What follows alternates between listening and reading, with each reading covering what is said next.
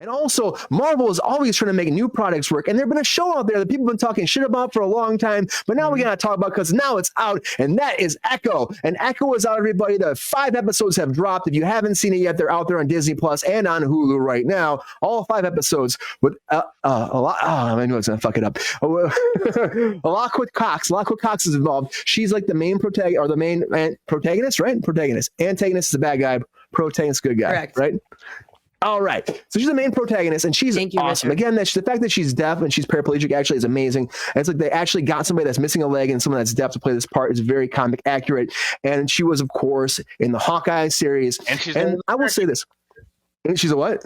She's Native American as well. And she's Native American as well. She actually grew up like on a reservation in like Wisconsin. That's the only one that's actually obvious, by the way. So thank you for that, Sean. But the fact she did this is great. But people were saying this is going to bomb really bad. The trailers came out. The trailers look awesome. We talked about it. Now it's out there, and the ratings, the reviews and stuff couldn't happen until it released. Everybody got scared about that. But if you look at Rotten Tomatoes are now 72% on both audience and with critics right now, and they're raving about this show, saying this is more that Marvel should be doing. This is more of the tone, the groundedness, the matureness, the rawness of it, and of course shining light on a character you haven't seen in a long time. Now I've seen people like talk shit about this series already. John Campea, I'm gonna shout this motherfucker out. John Campea talking massive shit about this series, and I'm like, I get it.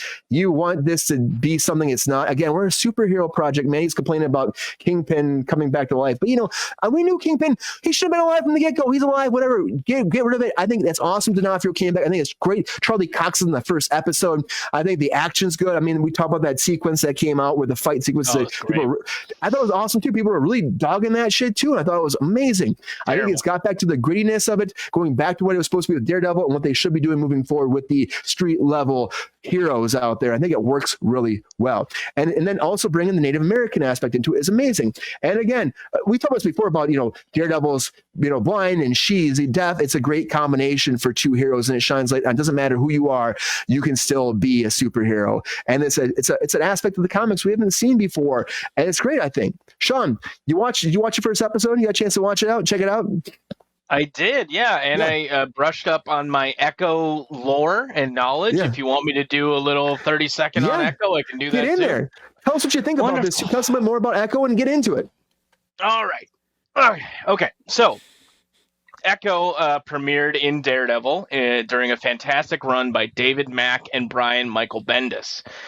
She was originally brought in kind of similar to how we've seen her portrayed in the MCU, as in almost a hired gun assassin in training by the Kingpin, someone that's manipulated and molded her since she was a child after seeing the death of her father, which, by the way, very happy to see a lot of the actors that I loved in Reservoir Dogs also show up in Echo. That was really great. That was fantastic to see. So anyway, Echo's character essentially is, yes, she's a Native American, she's deaf, and she essentially is sent after Matthew Murdock, Daredevil, because of brainwashing, kind of controlling behavior of Wilson Fisk, the Kingpin. Essentially what happens in the comic books is, yes, she falls in love with Matt Murdock, but then realizes, this Daredevil character is making really things hard for my boss. They fight. Echo beats Daredevil's ass, and it's revealed, oh shit, you're Matt Murdock. She has a crisis of faith and basically becomes then an ally of Daredevil and starts training with Daredevil. The cool thing about Echo, her powers, very similar to Taskmaster. If you watch the Black Widow movie, where she has photosensitive, photorealistic kind of mirroring things. So she's really good. If she sees something done, she could probably do it. In the comic books, she was actually discovered because of how well she played the piano despite being deaf, because she saw someone playing the piano and she did it perfectly.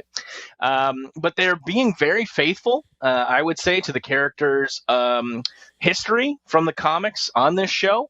I thought the iconography was really great. You saw a lot of what David Mack's art brought to the character.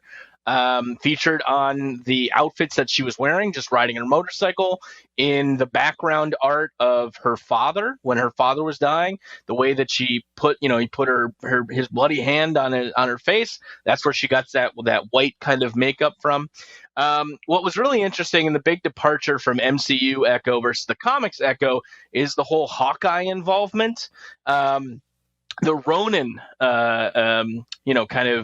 name that, or I guess the persona that Hawkeye took on after the blip to go after, crime that was taking advantage of people while, heroes were all in disarray from Thanos.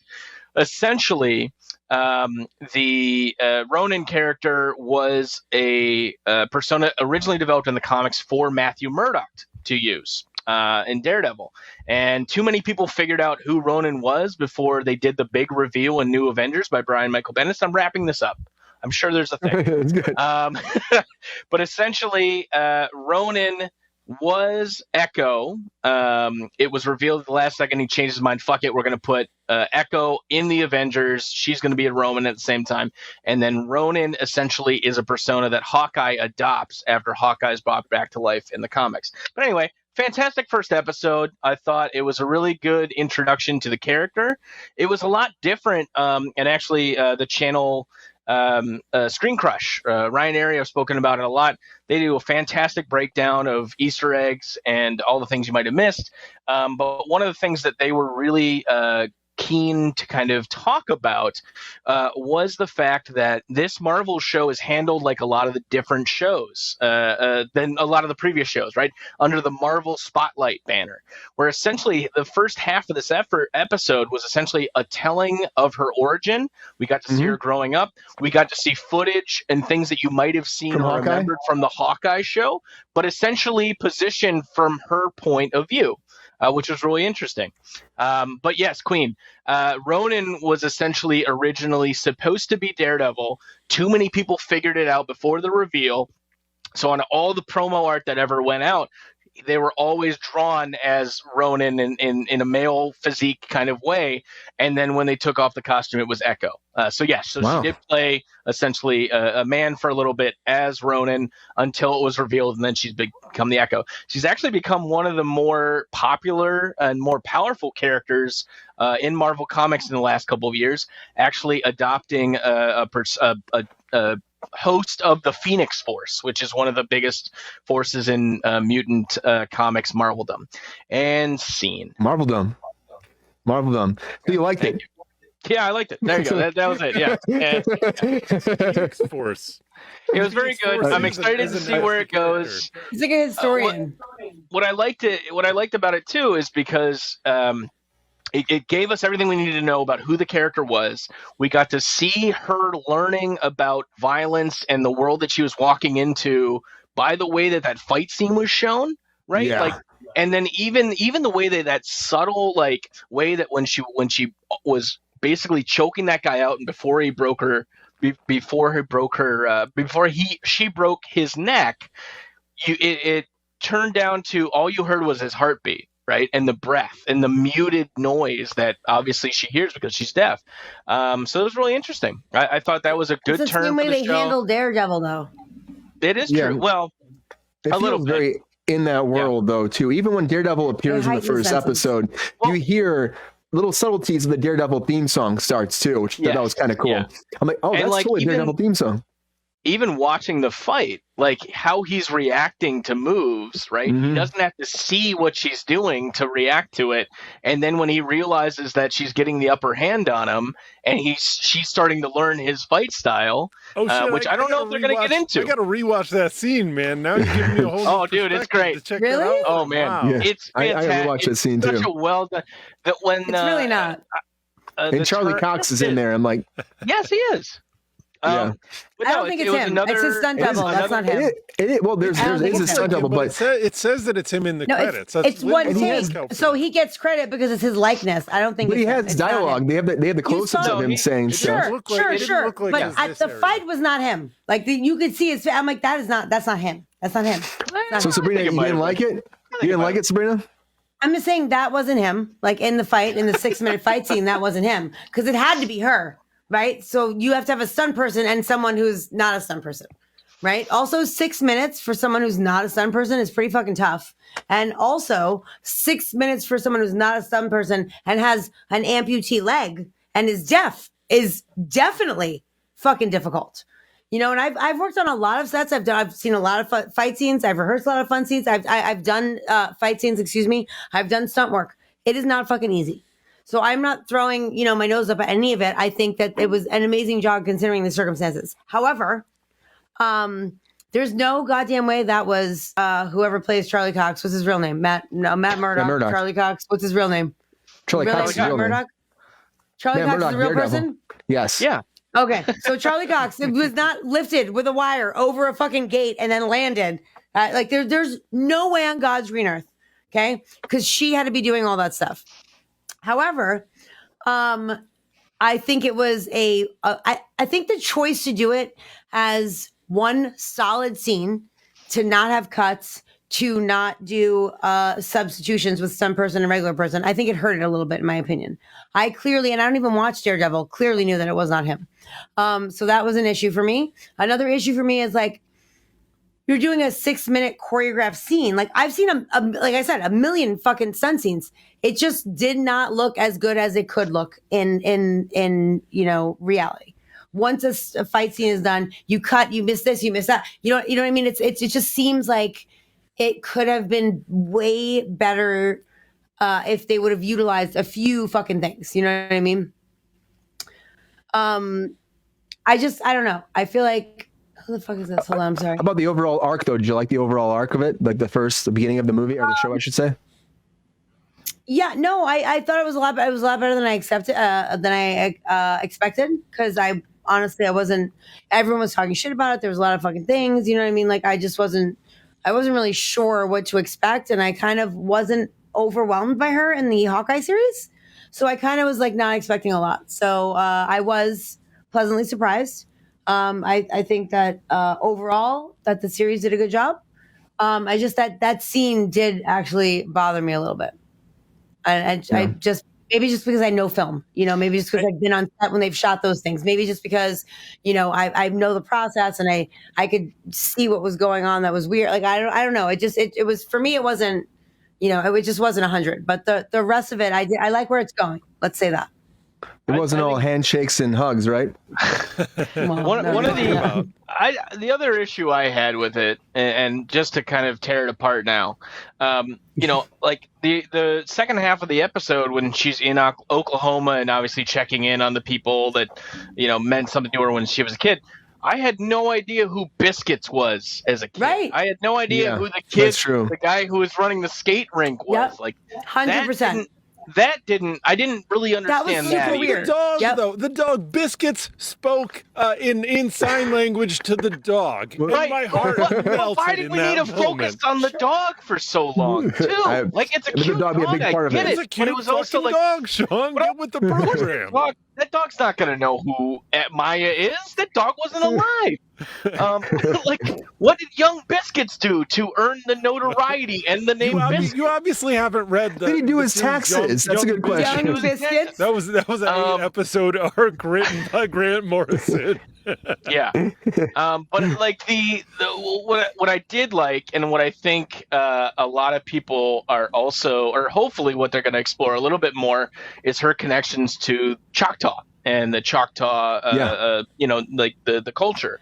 Like thank obviously you for pronouncing that because I never could, so I appreciate you. Oh, you're welcome. It took a second.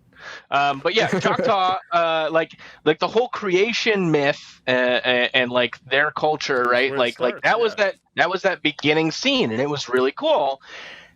Marvel does have the tendency to add in like an extraterrestrial element where there one doesn't really need to be. Right, Richard. So they could build that back into it if they even wanted it. I don't know where that's going to go. I'm excited to see that. I will say it is really interesting. We're getting this show. Again, we talked about What If last week and even today, but one of the great episodes was the episode that followed the Native American superhero. That was great. That was a really well done thing, and it was authentically done in their language and in their dialect. And it was really cool to see those kind of stories and perspectives, going on, because I for sure didn't grow up with that kind of shit. You didn't have that. It's really cool to get that. So yeah, I don't know where the rest of the show is. If she's going to try and, what is interesting take is down Kingpin, it seems like. If she does. First off, she doesn't know Kingpin's alive still, because they call it the Kingpin killer or whatever. Yeah. But like, if she wants to be the queen, queen pin, whatever, that's definitely a departure from where she was in the comic book. So I'm excited to see what they do there. Yeah. I think this will flow into Daredevil though as well. I think whatever they do here, hence why there were talks of like not releasing this, which I think is dumb. I think just you cut it down, you make it work, which is what they did. Mike, do you think that this was a good start? Well. It seems people seem to like it too. Like honestly, there are some haters, of course, but I think overall, I think kind of like it. Yeah, I think the whole releasing all the episodes at one time didn't really sit well with a lot of people too, because it was just like first time. Yeah, you don't believe it. You don't believe in this enough. Like, why are we just kind of wasting all of our nut on one shot with this? I don't know. Don't waste that penis. Anyway, sorry for interrupting you, Mike. Wait, no. Really quickly, Sean, I don't think you're probably the only person that can answer this question, but while you read it, Richard Tracy said, like, New York is even a big city for a sighted person. But, like, I grew up in New York. I grew up in Queens, not Manhattan, but I went to college in Manhattan, and I was, they're like, on the side by the water, and like the east side, the west side. There's the village. There's different restaurants and different places. The smells are so different everywhere you go. Like it's painfully different, and sometimes so much so that you're like, I don't even want to go in that area, and I'd rather walk up and around and like go around here, so I don't have to smell, the waste of bums or like the fucking sea fucking spray like on a cool fucking day. But it's busy. But it's very, very specific. Like, it's very specific. There's like, carts of food that are like always there in certain places. There's Little Italy, which, everything has a different smell, like every neighborhood. Now, I'm not saying that that's, obviously, but if you grew up there and you were blind and you knew, like you would learn through those types of things. Yeah, you know what I mean? For sure. Well, which is also to be that guy again, the comic book guy. Daredevil was only really concerned with Hell's Kitchen shit. He didn't fuck up with any other neighborhood. Hell's Kitchen is super fucking specific. He only did the Hell's Kitchen thing, so which is on the seaside, by the way. Yeah. There you go. Anyway, Queen asked about Thunderbird. Yeah, probably not going to happen. Herculoids, doubt it. Go ahead, Mike. So, Mike, what do you think? You hear about this? You watch it. Mike, what do you think? Gloop and Gleep. I really think 2024 is their time to shine. Gloop and Gleep. That's a Herculoids reference, everybody. There it is. Brian, did you have an intro question to me there, Brian? Were you going to start me off with anything? I was going to ask you if you saw the first episode, I did. right? I watched the first episode today. I really enjoyed it. Was it enough to make you be like, yeah, I'll check out the rest of it? Oh yeah, totally. I mean, just on not cinematography, fight choreography alone. Like I thought it was incredible. I think that it totally spoke to a post John Wick world. I think we all. Oh, really easy. Do not compare that shit to John Wick. That's rude. It's getting related to that though.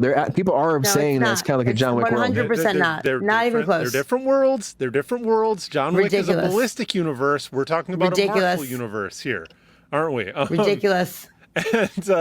And they I think that they on the first episode the fight choreography was great. They definitely did a little bit of cheaty action. They married these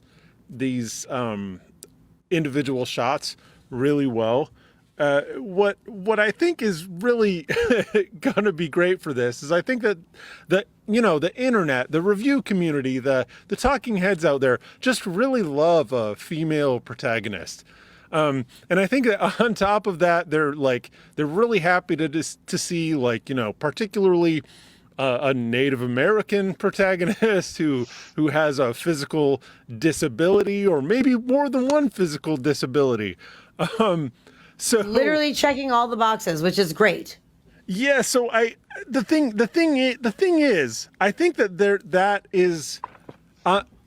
that there will be a certain response from, the internet community, to which I want to say, hey, bitch, this is capitalism, okay? Like, this is what the public wants to see. Like, if we want to see views from different perspectives, if we've seen enough from sources that we're familiar with, hey, what is the perspective of people who have had different orientations with reality? So everybody can eat my ass, basically. Oh, shit. The internet is invited. It is Wednesday. It's hump day, bitches. Eat those asses on hump day.